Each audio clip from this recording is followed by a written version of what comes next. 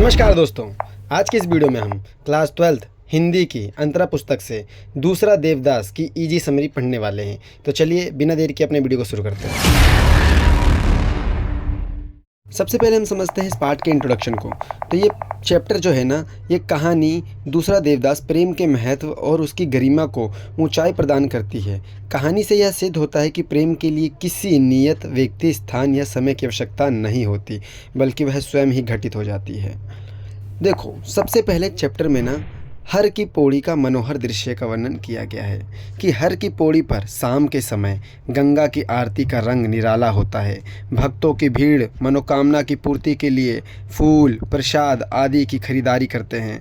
उस समय पंडे और गोताखोर सक्रिय हो जाते हैं। चारों तरफ पूजा का वातावरण होता है। चारों तरफ दिए जल उठते हैं। आरती शुरू हो जाती है। सब अपनी मन्नतें मांगते हैं।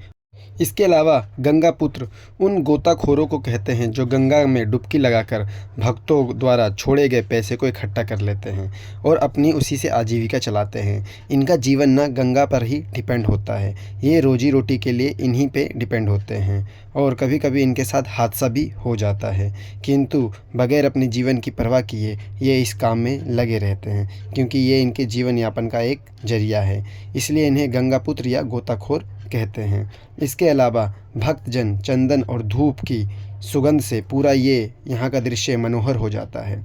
अब लेखक जो है वो चैप्टर के नायक और नायिका का परिचय करवाता है कि नायक और नायिका का, यानी जो चैप्टर में नायक और नायिका है उसका पहला परिचय कैसे होता है। तो कहानी का नायक जो है उसका नाम संभव है और जो नायिका यानी लड़की जो है उसका नाम पारो है। संभव जो है ना वो कुछ दिनों के लिए अपनी नानी के घर आया हुआ था। वो नास्तिक था, यानी भगवान की पूजा पाठ में विश्वास नहीं रखता था। नास्तिक होते हुए भी अपने माता पिता के कहने पर वह गंगा जी का आशीर्वाद लेने आया हुआ था। दोनों का परिचय ना मंदिर में होता है। संभव जब मंदिर में पैसे चढ़ाने के बाद अपना हाथ आगे करता है, जिस पे धागा बंधवाने के लिए कलावा बोलते हैं, जिसे वो बंधवाने के लिए आगे बढ़ाता है, तभी एक नाजुक सी कलाई कलावा बंधवाने के लिए आगे आती है। संभव उस गुलाबी कपड़ों में भीगी लड़की को देखते पुजारी दोनों को दंपत्ति समझ लेते हैं। जो पुजारी जी होते समझते हैं कि दोनों साथ में आए हुए हैं और दोनों को आशीर्वाद दे देते हैं कि सुखी रहो, फूलो फलो, जब भी आओ साथ आओ। इतना सुनते ही लड़की तुरंत छिटक के दूर हो गई और चली गई। इसके बाद क्या, संभव के मन की स्थिति। उस छोटी सी मुलाकात ने संभव के मन में कल्पना और सपनों के पंख लगा दिए। उसके अंदर उससे दोबारा मिलने की बेचैनी पैदा हो गई। यह एक ऐसी निराली अनुभूति थी जो ना बेचैनी के साथ साथ उसे सुख भी दे रही थी। वह मन ही मन में उसे याद कर रहा था, बातचीत करने के बारे में सोचने लगा और उसके साथ उसको पहली बार आकर्षण महसूस हुआ।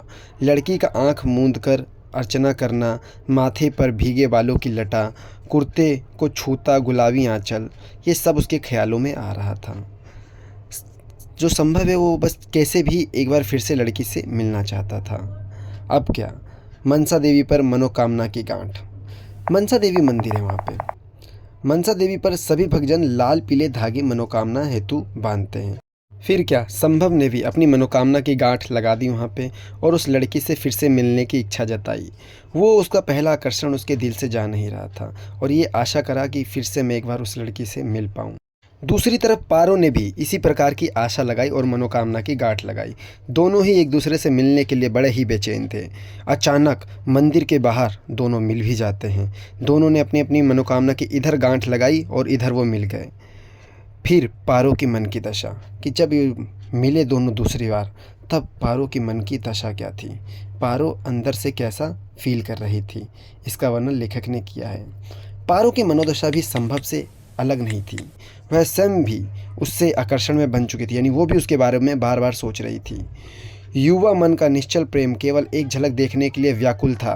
दोनों एक दूसरे से बस एक बार मिलना चाहते थे। मनसा देवी पर लगी मनोकामना की गांठ का परिणाम संभव से मिलने का रूप में तो आया। वह आश्चर्यचकित हो गया। सफ़ेद साड़ी में उसका चेहरा लाज से गुलाबी हो रहा था, क्योंकि उसने भी इसी बात की प्रतीक्षा थी कि कब वो उससे मिलेगी। उसने ईश्वर को धन्यवाद दिया और मन ही मन में एक चुनरी चढ़ाने का संकल्प लिया। मनोकामना पूरी होने से देवी पर आस्था और संभव के प्रति प्रेम और अधिक दृढ़ और स्थायी हो गई। यानी जैसे ही दोनों मिले, दोनों का भगवान पे भरोसा और बढ़ गया कि इधर इन्होंने मनोकामना मांगी और इधर इनकी इच्छा पूरी भी हो गई। तो ये थी हमारी कहानी। अब हम समझते हैं इस चैप्टर के इम्पोर्टेंट क्वेश्चन को कि कौन कौन से क्वेश्चन इंपॉर्टेंट है, पेपर में आ सकते हैं। पहला क्वेश्चन है कि मनोकामना की गांठ भी बड़ी अनूठी होती है, इधर बांधो और उधर लग जाती है, पारो की मनोदशा का वर्णन करना है।